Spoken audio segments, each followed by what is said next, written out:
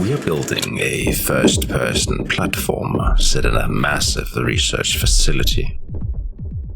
I'm mostly going to talk about May, but let me lead with a speedy recap of the months before that. Production officially kicked off this year, and I spent January and February laying the foundation and creating a prototype. Then in March and April, Michael joined the effort and began setting up the backbone of this project: movement, save systems, level handling, and other fundamentals, so I could focus my attention on building the world. This is also when we had our first round of closed playtesting through Steam instead of sending sketchy zip files to friends on Discord. Then in May, having wrapped up Chapter 1 and now Chapter 2, we had our second round of testing. It's now June and we kicked the first week off strong by launching the Steam page.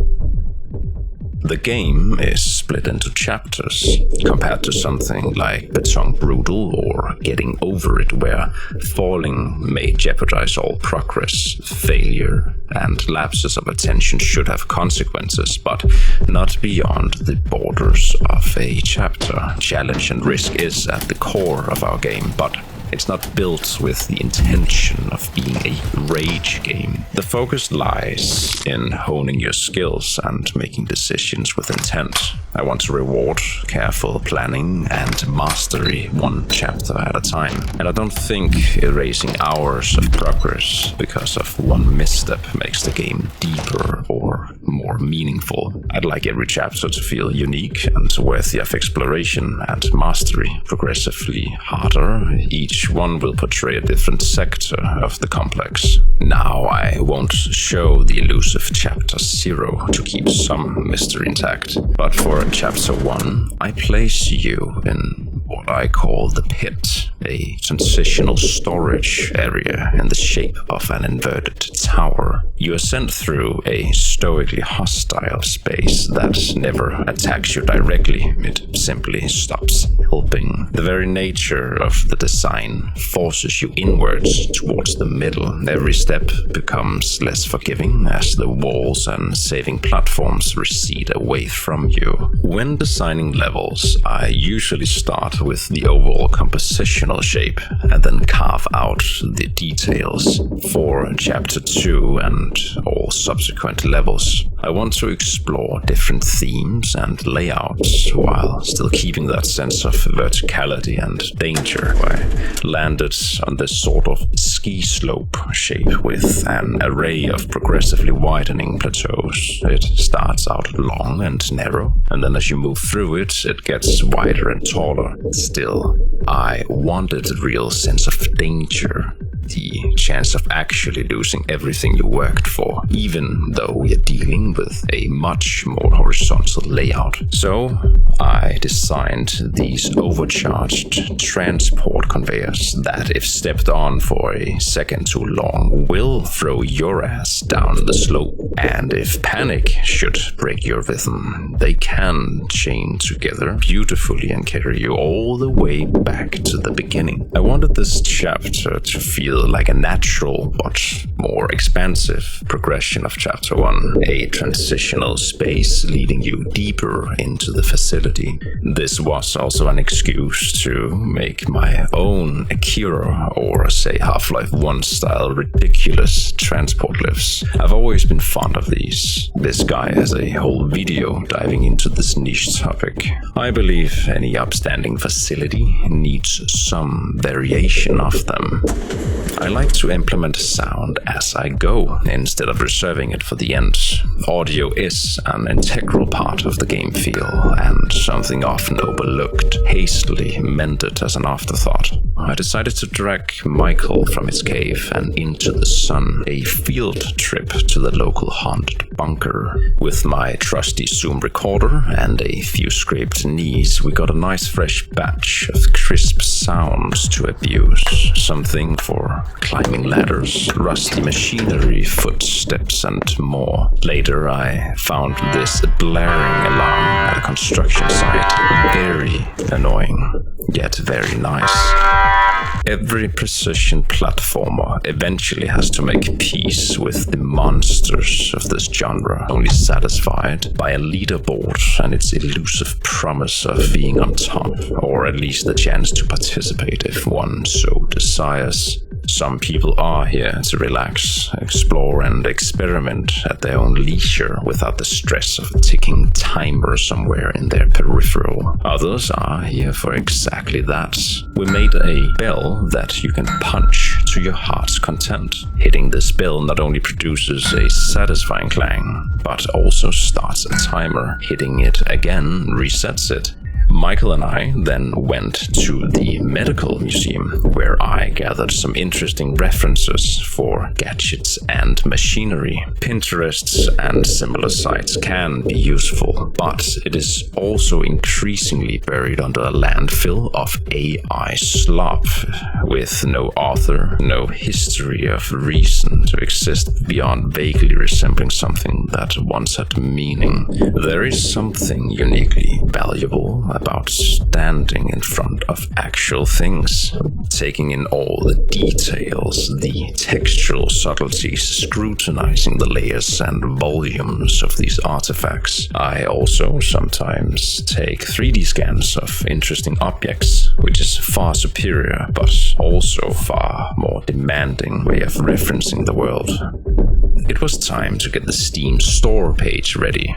Finishing this game won't matter much if no one is waiting for it, or even knows of its existence. To give our child any perceivable chance of success upon release, we need a sizable amount of interests and wish lists. To gain that, we do need a public store page. First, I wrote a description, then after some harsh but ultimately fair feedback from Michael, I rewrote it all again, and then 5 more times, for I animated a few art blocks for the different sections. I took a diverse batch of in-game screenshots from places that I liked, and then moved on to the capsule art. These are all the banners in different formats you'll see around Steam. They need to be legible, eye-catching, and in my opinion, honest. So I built this scene in the editor, only using assets from the game, trying to capture the immense and enigmatic feeling of the complex.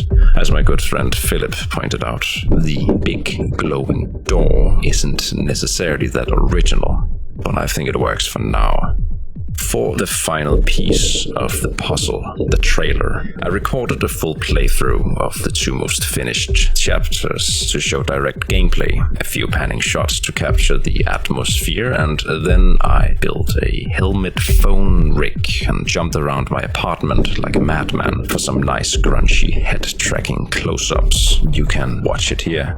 It has no budget hiding behind it, but I think it has energy, grime, and a pulse. Time to submit. While waiting for the Steam page to be approved, I created this first set of hardware to be placed around the workstations within the lab. I want them to feel part of a self-contained technological ecosystems with its own logic, design language, and its own proprietary nonsense, made in-house for and by Aurid Labs. These cylindrical hard drives plugs directly onto a pair of rotating laser rods, where they can be read and written to from the inside, utilizing grooves of information, not far from how an actual hard drive works. Then, for interfacing with these machines, I made a first pass at what I call Aurid OS, a fictional custom operating system, or rather a consistent UI language. It should feel retro, but clean, while still having room for a nice bit of visual technobabble. I need it as part of injecting the world with lore pieces and subtle world building. Nothing you need in order to progress, just a reward for those who care about that sort of thing. I do. I then animated the facility brand logo to be used as a screensaver. I've always loved these details in other games. With the initial package of hardware and accompanying UX done, I wrapped it all into a semi-interactable actor that I can use to set dress the rooms. Pressing the keyboard will flip through any designated array of images. For me, it's paramount that the world feels coherent and lived in. Everything must exist with a purpose, built out of need to solve some problem. I try to treat every asset and interactable as if it had to survive outside my imagination. I think my philosophy is that if I don't believe in the place that I'm presenting to you, the player, how can I ever expect you to? This is likely why most of the assets look quite industrial and practical rather than frictionless showroom sci-fi. I'm quite literally assembling them part by part with the mindset of an imaginary engineer trying to solve a very real and physical problem. It leaves behind a trail of decisions, little signs that the world has rules, that someone built within those rules, and that not everything exists purely because it looked cool in a screenshot. As long as these creations look somewhat plausible from a distance, I myself are content. So, the Steam page got approved last week. You can go and check it out yourself. If you find it interesting, you have my consent to wishlist it. I've also slowly begun the process of putting together a demo so you guys can try it out yourself. If you have any thoughts or questions, leave them in the comments. You're also most welcome to join our little Discord server, link in the description.